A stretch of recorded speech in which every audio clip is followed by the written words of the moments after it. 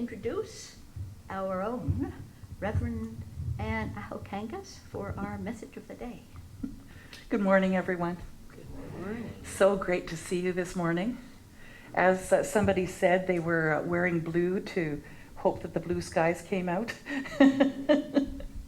And it's working, I think. I think it's working. So I always like to start with something funny if I can find something funny. And this is not behaving. Let's try this. Okay. I think, you know what it is? The internet is on and there's a window open on the computer, so it's not allowing us to forward. The mouse is there too if you want to use the mouse. Thank you so much. There, let's try that now.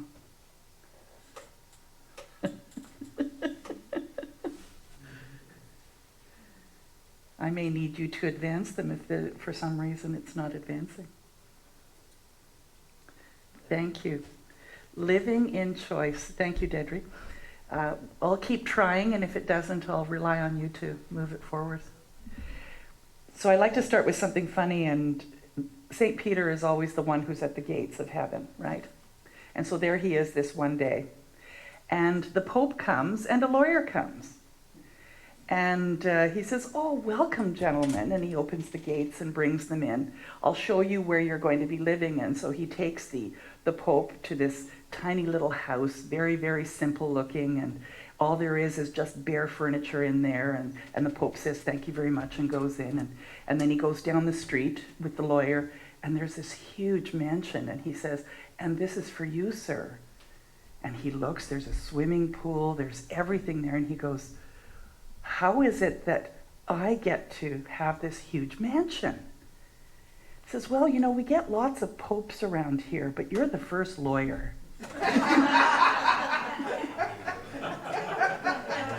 Apparently a lawyer told that joke, so I could repeat it. So I really love this quote, and I think it kind of goes with what we're talking about today, this idea of living in choice. The divine plan is one of freedom. Bondage is not God ordained. Freedom is the birthright of every living soul. All instinctively feel this. The truth points to freedom under law. Thus, the inherent nature of man is forever seeking to express itself in terms of freedom. And that freedom is almost also like that feeling of desire, of wanting more, having more, and having the freedom to be able to experience it. So I thought about this quote from the standpoint of what does it mean to be living in choice? And I think you'll be surprised at some of the things I've come up with. And let me know if you agree. So we're talking about the original sin is to limit the is, don't. And that came from the Illusions book. I think it's number 50 in the Illusions book. So the original sin is to limit the is, calling the is God creator. And that for some reason we were told, taught, modeled, that we're limited, that we have to just be like everyone else, we have to do things a certain way. So I'd like to look at three things. Always tell the truth, stand up for what you believe in, and be inclusive. Always tell the truth. Your conscience is the measure of the honesty of your selfishness. Listen to it carefully. This was from chapter 13. I'm going to read that again because that's almost like a pretzel brain concept, isn't it? Your conscience is the measure of the honesty of your selfishness. Listen to it carefully. And that's all I'm going to say. I'm going to let you just think about that one. How do you defend yourself from shame? What do you do if you're feeling ashamed or embarrassed about something? How do you respond? Anybody? Cower. Cower? Okay. Anybody else? Withdraw? Okay. Anyone else? Do the best you could at the time. Okay. If you feel shame, unworthy, or not enough, We often want to move away from something, right? So the cower, the make yourself smaller. We might move towards something, and that is, oh, please see what a good person I am. Could you please, it's that sucking up, doing what people want you to do. And then there's the moving against. Watch out, because here I come, almost as a defense. I don't know about you, but I'm all of those things sometimes, depending on what the situation is. So what's this got to do with choosing? Well, the thing is, when you recognize how you respond in a situation, you get to choose whether you want to respond that way or not, bottom line. So in moving away, we tend to hide and disappear. Teenagers are a great example of that. If they're in a place of shame or discomfort, what do? But they put their hoodie on, they pull their arms into their sleeves. They're literally anonymous. I have a couple of girlfriends who, not so much today, but used to, when they were struggling with something, whether it be shame or disappointment or unworthiness, I just wouldn't hear from them for days and days and days. Even if I reached out, it was like, some excuse like I lost my phone or I forgot to look at my email. I mean, yeah, right. You look at it every hour, like how could you not have? And then admittedly saying I needed to process whatever it was that I was going through and just really wasn't ready to either be condemned or criticized or even just to say something out loud. Have you ever been there? Yeah. Running away is another one.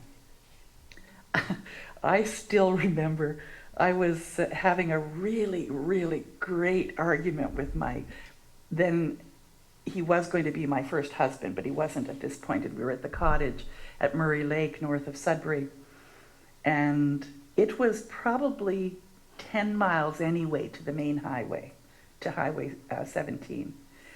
And out in the boonies, hardly anybody there, a few people on the lake, but on the other side of the lake. And so I decided I was going to run away and you come and chase me because you love me so much, right? So in the argument, I went, fine, and started to stomp down the dirt road, okay? Now you've got to imagine, here it is, the middle of the forest. There are no cars, there's no street lights, there's only mosquitoes and me, and I'm mad, and nobody's coming. And I get probably about 30 minutes down the road, and I realize there's bears out here, there's all kinds of things out here, and there's me. And nobody loved me enough to chase me out here. So then, in shame, go walking, stomping back as fast as I can back to the cottage. And of course, there's all these people around the bonfire and they're laughing and having a great time. Hadn't even noticed that I was gone. And I remember thinking, boy, that behavior really didn't serve me. Or maybe it did, I learned from that. And that was a choice. I made a choice then that when I felt myself wanting to do that to elicit some kind of behavior, that wasn't the healthiest choice.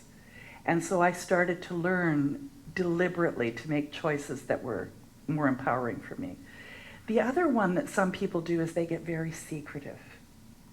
And you'll get, just not telling you everything. And there's something going on, but they just won't tell you. I don't have a tendency to do that. I usually just go quiet, not secretive, and then I will tell. How about you? Anybody here get secretive?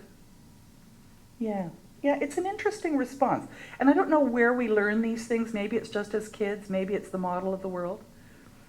So moving towards, we people please. Boy, was I good at that. Yeah, a couple of you have put your hands up. Yes. It's like somehow if you notice how fabulous I am and how really lovely and nice I am, that you'll ignore the stupid thing I just did or said or whatever. Or we suck up, which is even more than people pleasing. It's really almost icky, sticky. It's so you're being so towards somebody. Moving against. I really like this one because I know of some people who do that, and it's their first response when they know they've made a mistake but they're not willing to admit it. So you really want to go there now, do you? You want me to show you What I can do if you keep coming at me with that concept, because I will annihilate you. And and they may not use those words, but you get that feeling like, okay, we won't mention that thing that just caused shame or unworthiness. And that too it elicits a certain response that really doesn't serve us, does it? It's a choice, though, that we get to make in the moment. And let's say your automatic response is to do that. You can immediately change your mind and just say, no, you're right. Because I don't know about you, but when it elicits that strong a response in me, I'm hearing something that I really need to hear. And I've just basically said, blah, blah, blah, blah, I don't want to hear it. I don't want to face it. Or, you might swear at somebody. So shame needs 3 things to grow: secrecy, silence, and judgment. And so if we're always really open and we speak our truth and stand in our truth and be non-judgmental of others, and hopefully they can be non-judgmental of us, then the possibility of feeling shame and experiencing unworthiness is a whole lot less. Would you agree?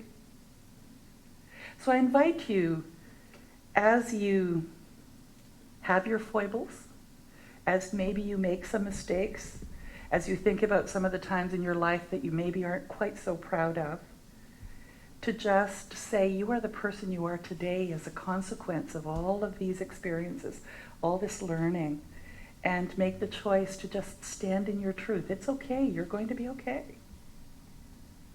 Shame can't survive in an environment of empathy. And yet shame can survive in an environment of sympathy. Think about that one.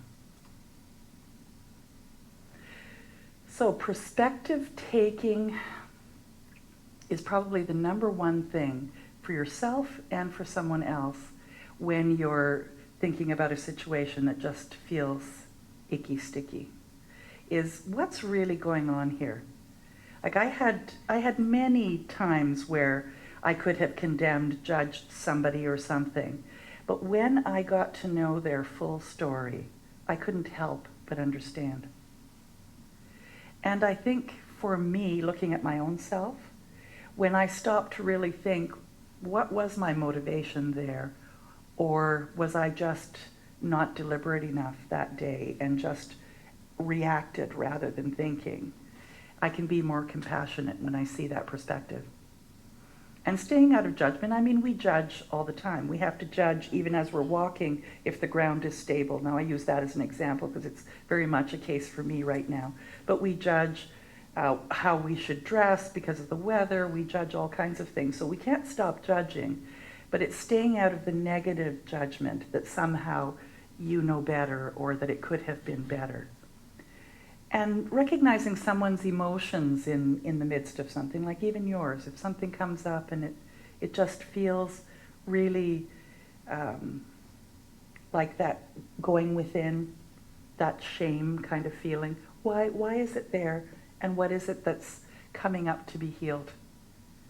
And then, of course, communication and mindfulness, to actually speak to either yourself through journaling or with someone else about what's really going on in a kind and loving way, in an open sort of way. Perspective taking refers to walking in the other person's shoes and trying to think like them. And I know that most of us do that a lot of the time, don't we? And it's come from wisdom, experience. But sometimes it's pretty difficult in a really tough, challenging situation where you're really up against somebody in some situation to see it from their perspective, isn't it? Because you've got your perspective. And it's how can you step aside and look at why might they be behaving this way? What's really going on here? So staying out of judgment means making comments that infer their emotions or response was invalid or wrong. Like saying, that's stupid. Why did you get so upset? Like I've been told that. Oh, just stop crying. Get over it already. Recognizing the emotion is looking within yourself and identifying that feeling that the other person could be feeling. It's okay to check it out with them and ask if you've got it. For example, sounds like you're feeling really sad. I don't know if you've ever had this situation. Now, see, these are all choices, so this is what I'm talking about living in choice. You're really busy or consumed with something. Somebody comes up to you and you say, "How are you doing today?" And right away they say, "Oh, I've just had this something happen." And because you're busy and don't have the time to listen to it, might say, "Oh, that's too bad. Well, I gotta go." And the discounting that happens when a person experiences that can be really, really uncomfortable, not only for ourselves, but for them. And it's to at least acknowledge what they've said, rather than putting on a happy face. I don't know about you, but I've caught myself many times, and I think working with women for all the years that I did taught me to be a better listener. But the thing is that if someone is constantly telling you the same story, it's because you haven't heard it the first time, usually. And so how can we each, in our sharing with each other, communicate in a way that says, "I hear you, and I may not understand, but I hear you." So communication mindfulness refers to being expressive about understanding their emotion and validating it. And it's not knowing how they feel, because you maybe never had that experience. It's about understanding, if you tried to put yourself in their shoes, how it might feel, and to recognize that, yes, I see you're hurting. So Brené Brown, this is a little video on empathy that is just a cartoon, but I'd like to talk about the difference between empathy and sympathy after we watch this.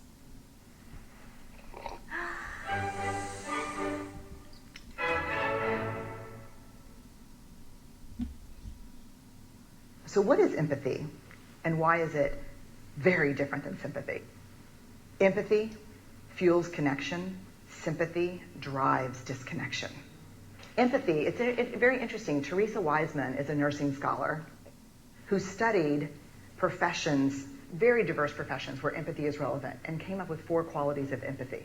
Perspective taking, the ability to take the perspective of another person or recognize their perspective as their truth. Staying out of judgment, not easy when you enjoy it as much as most of us do. Recognizing emotion in other people and then communicating that. Empathy is feeling with people. And to me, I always think of empathy as this kind of sacred space when someone's kind of in a deep hole and they shout out from the bottom and they say, "I'm stuck, it's dark, I'm overwhelmed." And then we look and we say, "Hey, climb down. I know what it's like down here, and you're not alone." Sympathy is, "Ooh, it's bad, no, you want a sandwich?" Empathy is a choice, and it's a vulnerable choice, because in order to connect with you, I have to connect with something in myself that knows that feeling. Rarely, if ever, does an empathic response begin with "at least." And we do it all the time, because you know what? Someone just shared something with us that's incredibly painful, and we're trying to silver lining it. I don't think that's a verb, but I'm using it as one. We're trying to put the silver lining around it. So, I had a miscarriage. Oh, at least you know you can get pregnant. I think my marriage is falling apart. At least you have a marriage. John's getting kicked out of school. At least Sarah is an A student. But one of the things we do sometimes in the face of very difficult conversations is we try to make things better. If I share something with you that's very difficult, I'd rather you say, "I don't even know what to say right now, I'm just so glad you told me." Because the truth is, rarely can a response make something better. What makes something better is connection. Oh, isn't that the truth? And she talks about empathic failure in another video that goes to, I know exactly what you mean, or ignore the emotion by saying, it's not a big deal, or just suck it up, you'll be fine tomorrow, just take a deep breath and just move on. And how often maybe it's just so uncomfortable to really empathize with someone that we tend to go there sometimes. Because it's like, I really don't know how to help you, so I'll just ignore it instead. And we talk about standing up for what you believe in. Are you ready to stand up for equality for every living being, for clean water and food for all people, treating our environment in a mindful way, and treating others in a kind and respectful manner? Are you ready to do that? Like, I think about us as a community. We donate every month 10% of what comes in to the Unity movement, partly, and partly to local communities, so half and half. And it's our mandate that we give from what we call a place of generosity. And so I'll reframe that today. Rather than a place of sympathy, we give it from a place of our generosity and the empathy for what it is that particular organization is attempting to do. We don't sympathize with those that are struggling. We empathize and know that as we help to provide finances for these organizations, that they then can create the empowerment, the self-empowerment that happens. Does that make sense? Can you see the difference in that? So I invite you, as you move forward in this week, you've got a little brochure that has some exercises in it that you can take home. And it's talking about standing in your truth, standing in your word, being impeccable with what you say, and really being willing to speak your truth. It can be very simple. We can make a sad or lonely person smile. We can make a dog wag its tail or a cat purr. We can give water to a wilting plant. We can solve all the problems in the world, but we can't solve all the problems in the world, but we can do something about the problems under our noses, from the great peacemakers, Ken Beller and Heather Chase. And I know that some days, because of my busy schedule, the only thing that I can do is make eye contact with you and smile at you. And sometimes that's just enough, that someone noticed me, and I made that choice to notice back. So being inclusive, this is from Luke, the King James Version. Give, and it shall be given unto you, good measure, pressed down, shaken together, and running over. And again, making the choice to be a giver of the love that you are, whether it be through your connection of just noticing someone, or the generosity of giving your time or your talent. Because you have an endless resource, this life that you live in. And when you make the choice to know that that's in fact the truth, then it starts to show up in the most amazing ways. So are you ready to speak your truth? To really speak your truth? Knowing that there's nothing to be ashamed of, nothing to be afraid of. No one can actually really hurt the essence of who you are. Are you ready to stand up for what you believe in, rather than just talk about it maybe with a friend? And what is that? And are you ready to be inclusive? And what does being inclusive really mean to you?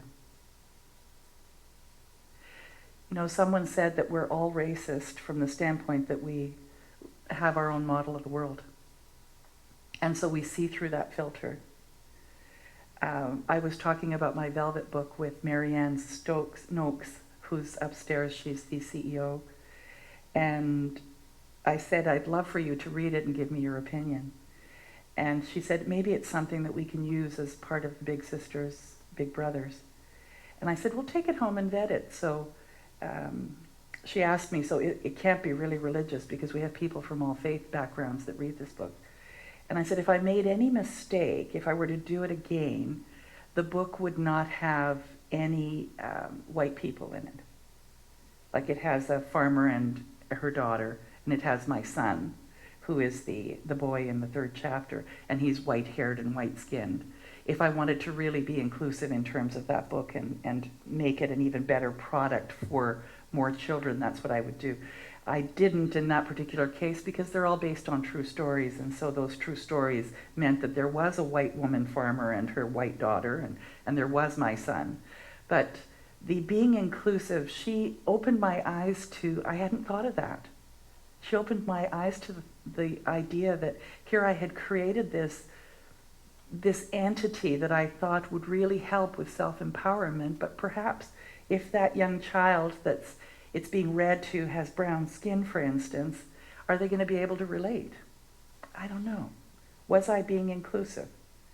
And so even with our best intentions, there's always more to learn. And so I invite you to just be gentle with yourself. Be aware of the choices that you're making. Know that even as you look at something with either sympathy or empathy, those are choices that either empower or disempower a situation or an individual. So I don't know if that's what you had thought about when you were thinking about making choices, but it's another perspective of how to look at life, isn't it? So before we go into conscious giving, take a moment and just close your eyes and think about a challenging situation that you may have in your life right now. And just imagine that the love that you are is emanating from your heart center. And send that love to that situation. And allow it to just fill every aspect,